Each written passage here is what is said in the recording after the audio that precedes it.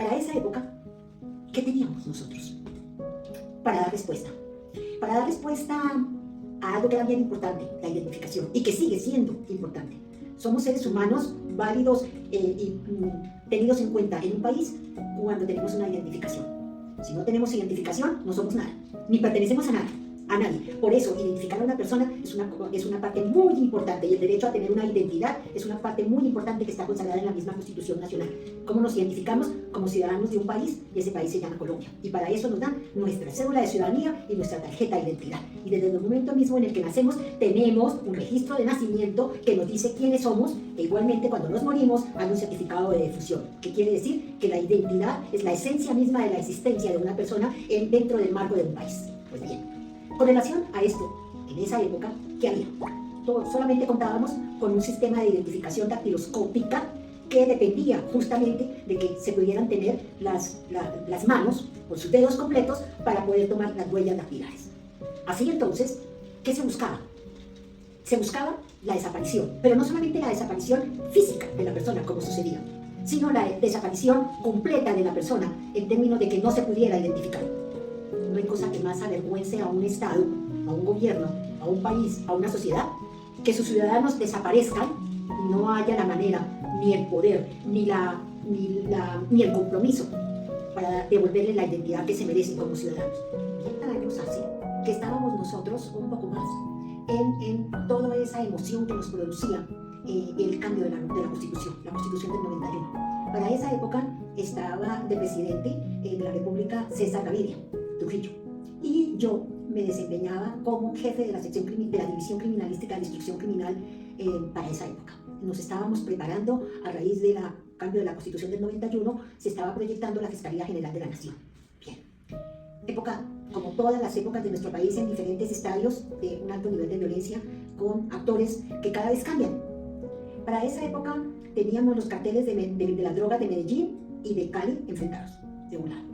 De otro lado, teníamos los grupos alzados en armas, que los llaman, que siempre han sido grupos subversivos, como las fuerzas, las FARC, los helenos, LPL, y también teníamos el M-19.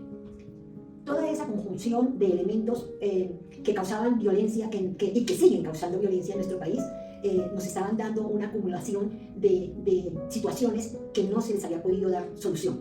Estoy hablando ya desde el punto de vista de justicia. Si nosotros queremos construir un Estado de Derecho, necesariamente tenemos que tener una justicia sólida. En aquella época recuerdo varias cosas. Una, el atentado del avión de Avianca que hizo de la bomba que colocó el cartel de Cali, de Medellín, justamente contra el cartel de Cali. Para aquella época yo tuve que tener una de las experiencias más dolorosas y más cuestionables que puede tener un ser humano, de caminar, de mirar una cantidad de carbones, de cuerpos completamente calcinados, el olor a la carne quemada, tan especial de la carne humana quemada, y tener que caminar por entre ellos. Eran tizones de carbón oliendo a carne humana, sin la posibilidad ninguna, completamente deformados. No había absolutamente nada dentro de las características humanas que pudiera identificar a las personas. Se necesita no tener sentido común, ni tener criterio, ni tener conciencia de ciudadano de un país para no cuestionar la realidad que se estaba viendo allí. ¿Qué podíamos nosotros dar como respuesta de Estado en términos de identificación de una persona completamente destrozada, completamente carbonizada, sin tener de ellos, sin poder sacar de ellos ningún elemento que les pudiera devolver el derecho a ser identificados?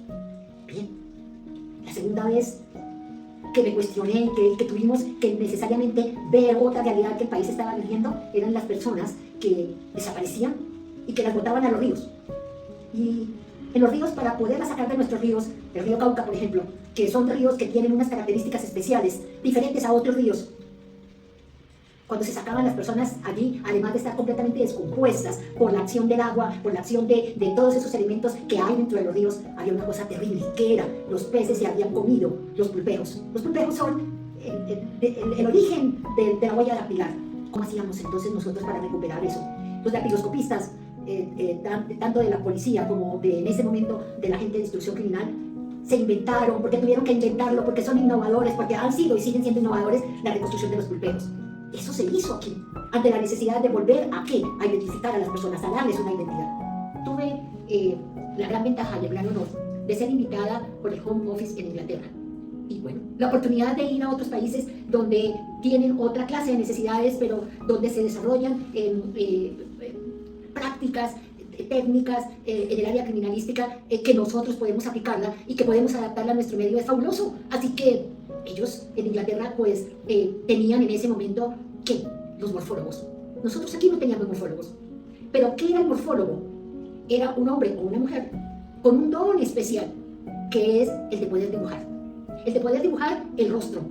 A través de los datos que se le dan, ellos van configurando el rostro. ¿Y qué se necesita? Su habilidad, su capacidad de investigador.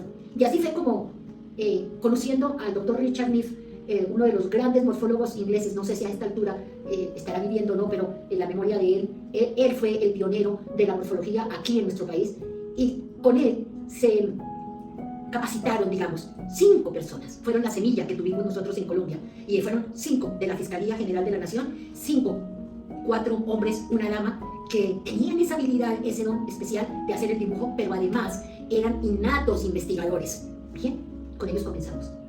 Y ellos le enseñaron a otros, y ese grupo se formó y fueron los que estuvieron con médicos, con topógrafos, con fotógrafos, con todo este grupo interdisciplinario que formamos nosotros para que fueran a la Universidad Nacional y allí fueran formados académicamente desde el punto de vista de la antropología.